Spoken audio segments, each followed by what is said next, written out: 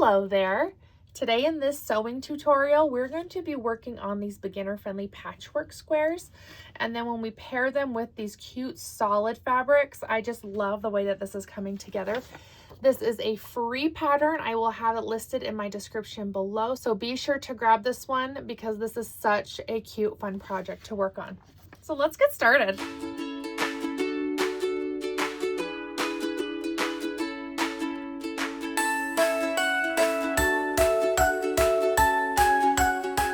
Hello, welcome back. Thank you so much for watching this video. I am super grateful for your support and I'm really glad that you're here. We are going to be working on this cutie today, very beginner friendly. I think this one is good if we're learning how to keep our 1/4 inch seam allowance, which is so important in quilting. So that's where I think it leans into the beginner friendly, good consistency in our patchwork here. But I also think if you're headed to a baby shower next week, you're going to want to make this quilt.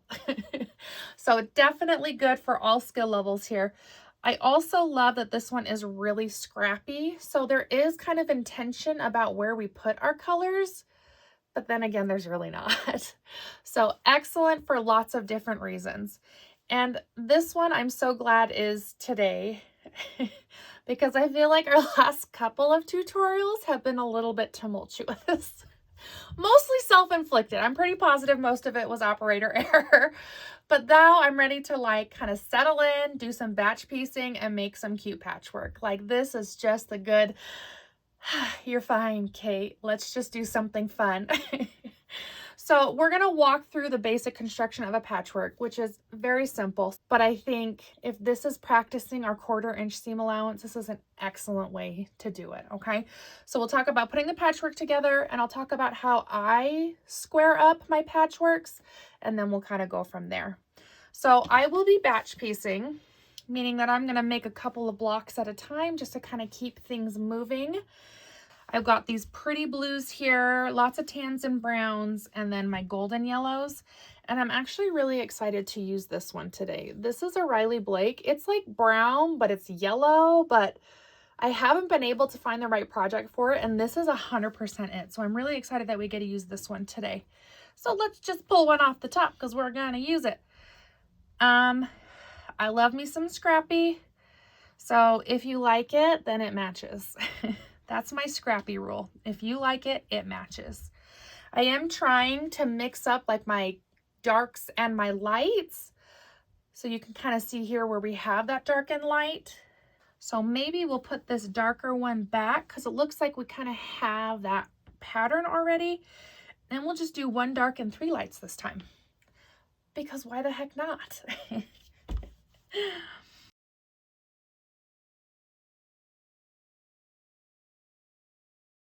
Okay, I have picked my happy little Scrappy patchworks here. In the pattern, she does do a mix of all of the colors, which I think is really cute in this red, white, and blue colorway. I just did not feel the same about these ones.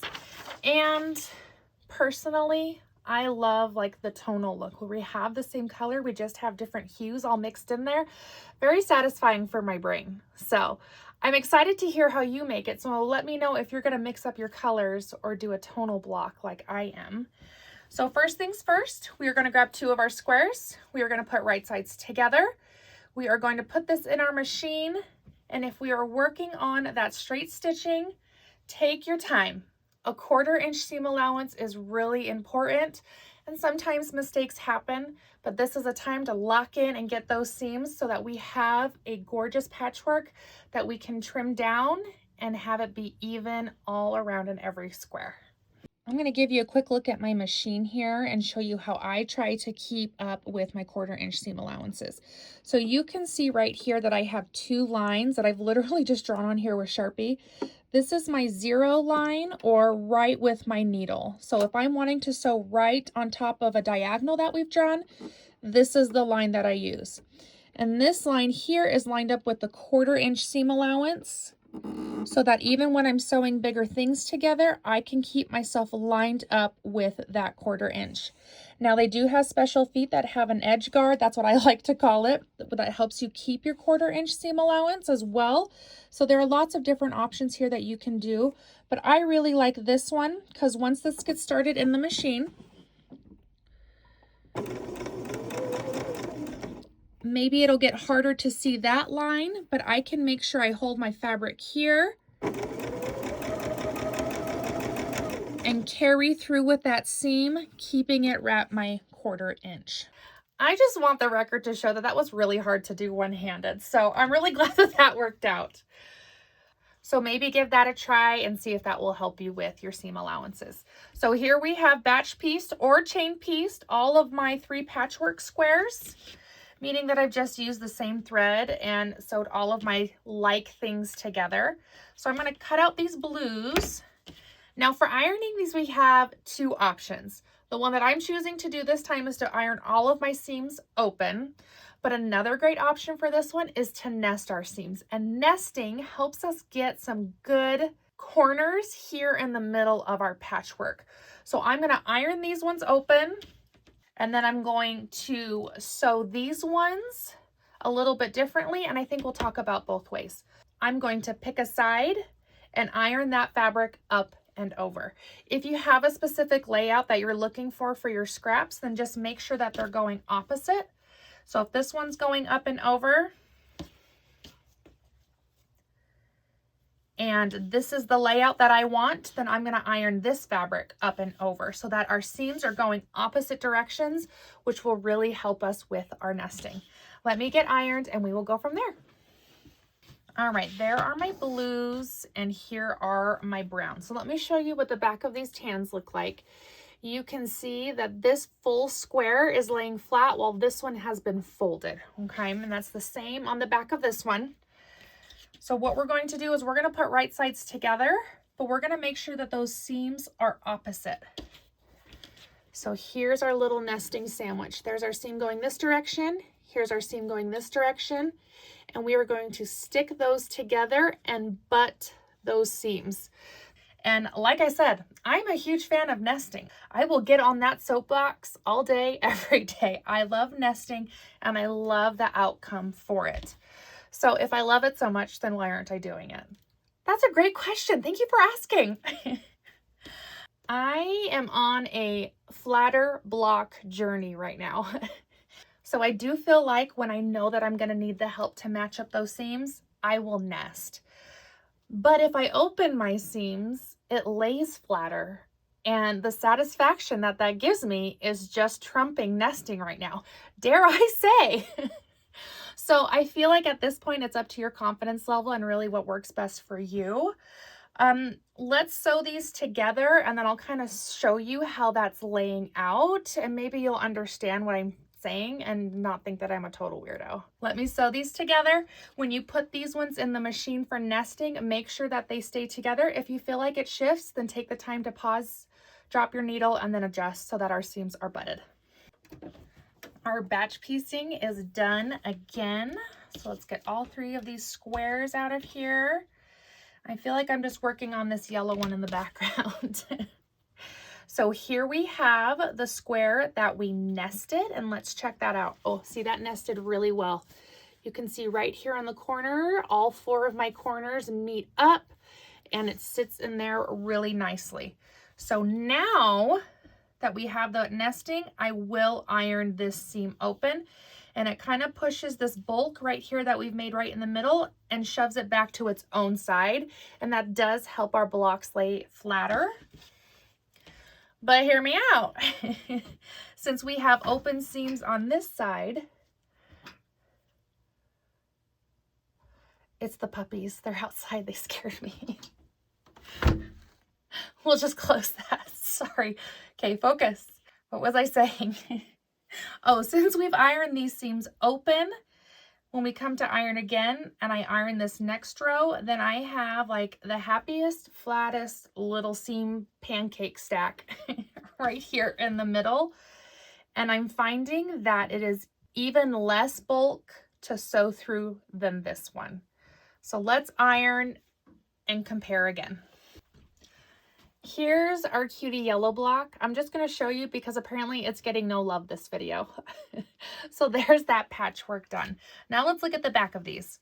I have ironed that seam open, which has pushed this bulk from this seam and this bulk from this seam right back to where it belongs. And I will say it is laying very flat, but it is thick right here where we have folded that light tan right on top of itself. And then right here where it's kind of the same thing. We folded that dark seam right on top of itself. So flatness wise, pretty good. I'm pretty happy with that. But bulk wise, and this is mostly just thinking of the sweet ladies that machine quilt all of my quilt tops. Maybe I'm doing it for them, or maybe I'm just OCD about these things. I'm not sure. So here is this one with all of our seams open. And again, it's very flat. I wish you were here and I could say, okay, touch the middle of this square. You feel that? Now touch the middle of this square. Do you feel that? Because there is a difference in that thickness and that bulk in there. Do I love nesting? Absolutely. Do I encourage nesting? All the freaking time. Am I opposed to open seams? Nope. And do I like it just as much? You betcha. So at this point, it's really up to you and what feels best for you. If we still need help lining up our centers, then nesting is definitely the way to go. I'm going to grab my ruler that is bigger than my square. And when we started, these were 4.5-inch blocks. So now that we've taken away that seam allowance, now they're only going to be 4 1/4. That's all we're going to see. So I'm going to find the 4 1/4 line in my ruler, and I'm going to line that up right with the seam going down the middle. And so you can see here, I have a little bit of overhang, and this top square is pretty good. So I'm just going to trim off that edge there, because from the center, I have measured out to where we need our final block. I'm going to rotate and do that same process, 4 1/4, line it up with our middle seam, and see the extra that we have. So check that out. We've kind of got a chunk over there. That surprises me, but those fabrics also like to stretch. Rotate again, 4 1/4, right on our seam, and we have our extra. And our last side, 4 1/4, trim our extra. And now we have a perfect 8.5-inch patchwork. So fabric stretch, it happens. Just make sure you cut it down to the size that you need. So what if you have a seam that is less than 4 1/4? What do we do then? You can see right here, I have my 4 1/4 line, and we are lined up exactly with that seam going down the middle. So what would happen if my fabric did not reach the end of my ruler? Right here, we have our quarter line in our ruler. That is our seam allowance. So when we stick it through the machine to sew these blocks together, there's that quarter line. This is where it's going to hit in our fabric, okay? If we're a little bit less than the ruler, I say you're okay. Right here is our 1/8 mark. And if your fabric ends up in between your 1/8 inch and your 1/4 inch here, that makes me really nervous that you won't have enough fabric to really grab onto that seam and keep our squares together. So that seam allowance is important for multiple reasons. It helps keep our sizing on track so that when we follow a pattern, we have the right accommodations, but it also is security to keep our fabric together. So if we have a smaller seam allowance, and that means we have less cushion, meaning that the likelihood of our fabric ripping out of that seam or fraying out gets much higher. Someone is at front door. I love that today has been the day that the dogs were outside the window and scared me, and you saw it, and the doorbell rang, and you got to hear it. The door was for me. I believe that someday soon we will have a normal video. It's not happening right now, though.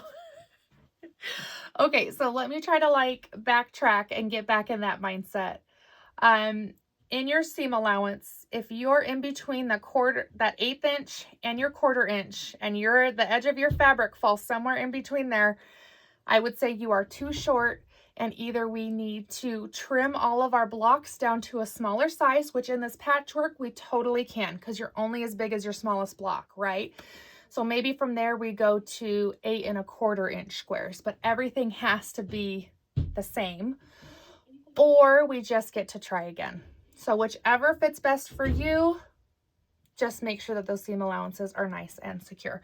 Okay, I'm going to trim through the rest of these blocks, and then we are going to add on our cutie little floral, and we're done with this. All right, here We have all 3 of our trimmed blocks. I am just throwing these up willy-nilly. I like the scrappy look, so if you have a specific orientation you'd like to keep your blocks, then I would suggest starting to lay them out just directly on your wall or on the table, on the floor, wherever works, and start putting these where you want them. I personally don't care because this is scrappy and whatever happens, happens. But here's what we're gonna do.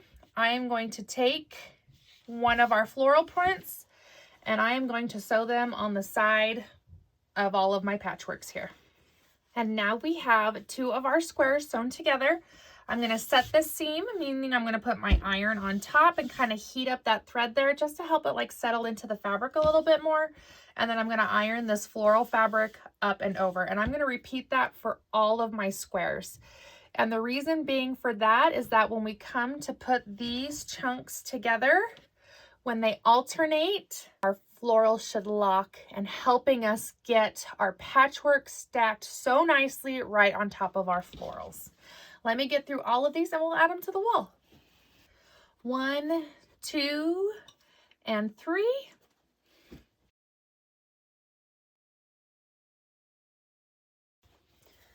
The beauty of patchwork and the beauty of Scrappy is that it just goes together. To me, it just gives the vibe that this is going to be our next heavily loved quilt. I don't know what it is. It just works out in my brain. But here is the million-dollar question before we get out of here.